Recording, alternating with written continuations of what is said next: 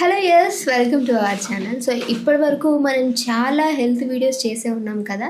So ఇప్పుడు ఇంకొక కొత్త కోణంతో మీ ముందుకైతే వచ్చేసాను. నిజంగా ప్రెగ్నెన్సీ టైంలో వాళ్ళకి చాలా పీస్ఫుల్ మైండ్ కావాలి అంటారు, అంటే స్ట్రెస్ఫుల్గా ఉండాలి అని.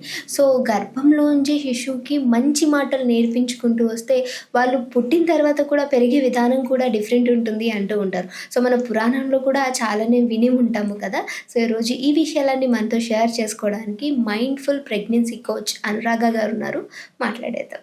హాయ్ అండి. Hello ma'am. ఎలా ఉన్నారు? ఐమ్ గుడ్ అండి, మీరు ఎలా ఉన్నారు? సూపర్. సో చాలామందికి వీటి విషయంలో నిజంగా అవసరమా అసలు, అంటే లైక్ తెలుగులో మనం దీన్ని గర్భ సంస్కార అంటూ ఉంటారు. సో నిజంగా ప్రెగ్నెన్సీ టైంలో ఇది అవసరం అంటారా? అసలు గర్భ సంస్కార అంటే ఏంటి? ఎస్ అండి, చాలా చాలా అవసరం అండి గర్భ సంస్కార. అండ్ గర్భ సంస్కార అంటే ఏంటి అని అంటే ప్రెగ్నెంట్ కపుల్ యొక్క లైఫ్ స్టైల్ అని చెప్పొచ్చు. సింపుల్గా చెప్పాలంటే అది కూడా పాజిటివ్ లైఫ్ స్టైల్ ఉండాలి. సో వాళ్ళు ఒక పాజిటివ్ స్ట్రక్చర్ లైఫ్ స్టైల్ను ఫాలో అవుతూ as per our Vedas Puranas ప్రకారము గర్భ సంస్కారంలో ఏం చెప్పారో ఆ ప్రాక్టీసెస్ ని ప్రాక్టీస్ చేస్తూ పాజిటివ్ లైఫ్ స్టైల్ ని లీడ్ చేయాలన్నమాట. ఓకే. సో ఎందుకు లీడ్ చేయాలి అని అంటే ప్రెగ్నెన్సీ టైంలో మదర్ ఏదైతే ఎమోషన్స్ ఫీల్ అవుతారో అవే ఎమోషన్స్ ని బేబీ కూడా ఫీల్ అవుతుంది. నిజంగానే ఫీల్ అవుతారా మేడం? ఎస్ అండి. ఎలా చెప్తున్నాను నేనంటే బేబీ గర్భంలో నుంచి వింటుంది మనం ఏం మాట్లాడుకున్నా. ఓకే. మనం ఏం మాట్లాడుకున్నా బేబీ వింటుంది. వాళ్ళకి 5th month నుంచే హీరింగ్ కెపాసిటీ వచ్చేస్తుంది. ఓకే. మీకు ఒక ఎగ్జాంపుల్ చెప్తాను. మనందరికీ తెలిసిన స్టోరీయే, మహాభారతంలో అభిమన్యుని స్టోరీ. ఓకే. సో అభిమన్యుడు గర్భంలో ఉన్నప్పుడు వాళ్ళ ఫాదర్ అర్జునుడు పద్మవ్యూహం గురించి సుభద్రకు చెప్తున్నప్పుడు విన్నాడు.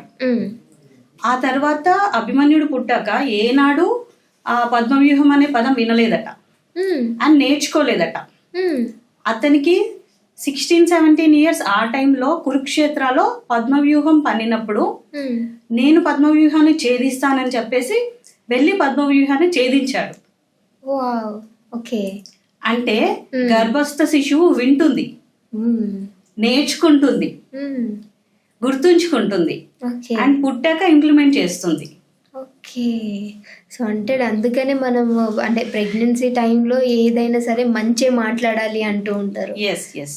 ఓకే. మంచి విషయాలు చూడాలి, మంచి విషయాలు చదవాలి, మంచి స్టోరీస్ చదవాలి, మంచి వినాలి. ఎస్. మంచి సాత్విక ఆహారం కూడా తీసుకోవాలి. అండ్ మా మదర్ యొక్క ఆలోచనలు కూడా బేబీపై ఎఫెక్ట్ అవుతాయి. సో మదర్ ఎలాంటి సంకల్పం తీసుకుంటే బేబీ కూడా ఆ సంకల్పంతోనే పుడతాడు. తను అంటే తన లైఫ్ మొత్తంలో ఆ సంస్కారాలనే ఫాలో అవుతాడు. ఓకే.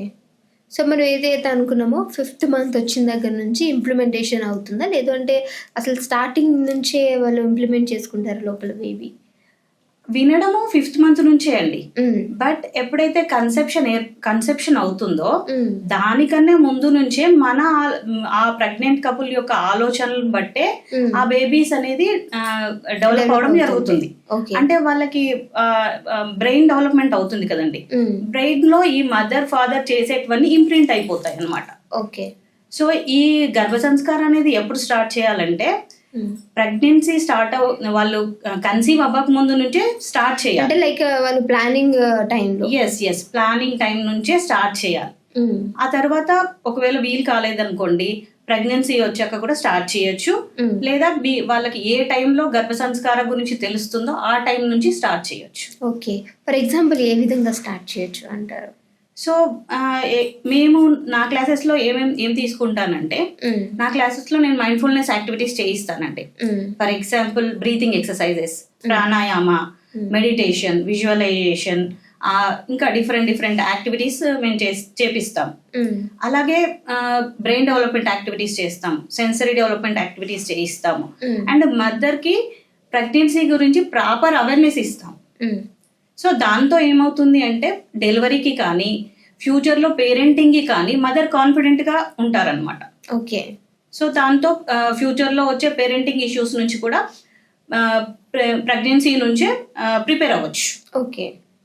సో అంటే ప్రెగ్నెన్సీ టైంలో చాలామంది కూడా ఎక్కువ కోప్పడిపోవడము, లేదు అనంటే వేరే వాళ్ళ గురించి మాట్లాడుకోవడం, ఇవన్నీ వింటూ ఉంటాం. అంటే నార్మల్ టైం కంటే ఈ టైంలో ఇంకెక్కువ అంటే ఫ్రీ టైం ఉంటుంది కాబట్టి ఇవన్నీ చేస్తూ ఉంటారు.